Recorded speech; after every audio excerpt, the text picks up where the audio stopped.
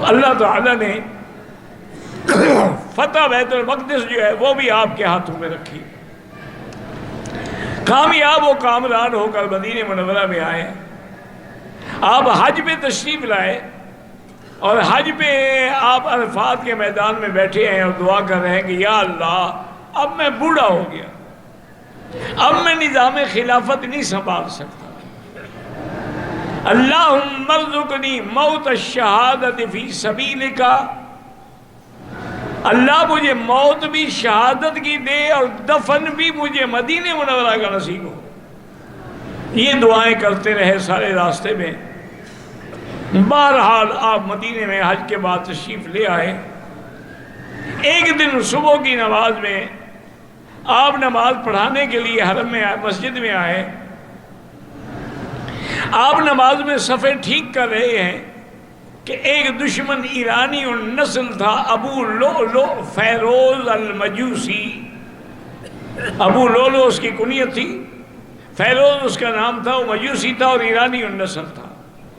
اس نے زہر میں بجھایا ہوا خنجر چھپایا ہوا تھا، اس نے حضرت عمر رضی اللہ تعالیٰ عنہ پہ جب آپ محراب میں تھے حملہ کیا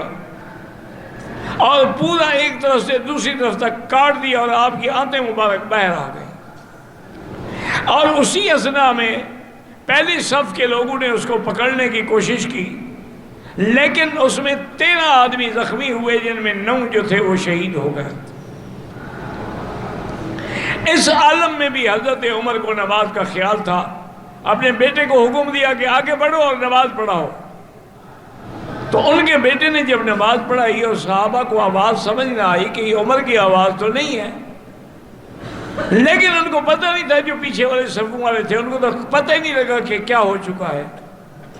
نماز ہونے کے بعد دیکھا کہ حضرت عمر تو شہید ہے اور ممبر محراب نبوی جو ہے خون سے لت پت ہے۔ حضرت عمر رضی اللہ تعالیٰ نے بیٹے کو بلایا، طبیب آ گئے، انہوں نے پینے کے لیے دوائی دی تو باہر نکل آئی، انہوں نے کہا کہ بچنے کی کوئی امید نہیں ہے۔ حضرت عمر نے فرمایا کہ دیکھو اب ان باتوں کو چھوڑو، میرے بعد حضرت عثمان ہیں، حضرت علی ہیں، حضرت سعد ہیں، حضرت طلحہ ہیں، عبد الرحمن بن عوف ہیں، ان 6 آدمیوں کی میں کمیٹی بناتا ہوں۔ میں اگر کسی کو خلیفہ نہ بناؤں تب بھی سنت ہے کہ حضور نے اپنا خلیفہ کسی کو مقرر نہیں کیا تھا، اور اگر میں خلیفہ مقرر کر دوں تب بھی جائز ہے کہ حضرت ابو بکر نے اپنا خلیفہ عمر کو بنایا تھا۔ میں 6 آدمیوں کی کمیٹی بناتا ہوں، یہ کمیٹی غور کرے، پورے مدینے والوں کی رائے معلوم کرے، پھر جس کی رائے پہ اتفاق ہو جائے اس کو خلیفہ بنایا جائے۔ اور آپ نے بیٹے کو آپ نے بلایا اور کہا کہ دیکھو بات سنو، تم فوراً جاؤ سیدہ عائشہ صدیقہ رضی اللہ عنہا کے دروازے پر، اور اس کو یہ نہ کہنا کہ امیر المومنین، اس کو کہنا عمر نے مجھے بھیجا ہے اور درخواست کرتے ہیں کہ اگر آپ اجازت دے دیں تو میں آپ کے حجرے میں دفن ہو جاؤں۔ جب آئے تو بی بی عائشہ رو رہی تھی، ان کو پتہ لگ گیا تھا کہ حضرت عمر کا یہ عالم ہے، تو انہوں نے کہا کہ بیٹا واللہ میں نے یہ قبر کی جگہ اپنے لیے رکھی تھی، لیکن آج حضرت عمر نے مانگ لی ہے، وہ مجھ سے زیادہ اولا ہے، لہذا اسی کو دفن ہوگا، میری طرف سے اجازت ہے۔ حضرت عمر کے پاس آئے اور کہا کہ ابشری یا امیر المومنین، سیدہ عائشہ راضی ہو گئی ہیں اور اجازت دے دی ہے۔ فرمایا اس طرح نہیں، مجھے جب میں فوت ہو جاؤں، مجھے تجہیز و تکفین ہو جائے تو میری میت لے کے عائشہ کے دروازے پہ رکھنا، ہو سکتا ہے مجھے امیر المومنین سمجھ کے اجازت دے دی ہو، اگر اجازت دیں پھر مجھے روضہ رسول میں دفن کیا جائے، ورنہ جنت البقیع کے قبرستان میں دفن کیا جائے۔ حضرت عمر رضی اللہ تعالیٰ عنہ کو لے آئے، انہوں نے آ کے کہا، بی بی عائشہ نے روتے ہوئے کہا کہ میں نے اجازت دے دی ہے، اب یہاں حضرت عمر کا حق ہے، اور اللہ کے نبی کی پیشین گوئیاں جو تھی وہ بھی پوری ہو گئی کہ خلقنا من تربۃ واحدۃ،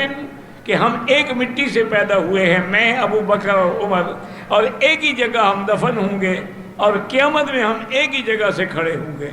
تو آج اللہ کے نبی کی پیشین گوئی بھی پیاری ہو گئی، اور شہید محراب حضرت عمر رضی اللہ تعالیٰ عنہ حضور کے قدموں میں دفن ہو گئے۔ آپ اندازہ کریں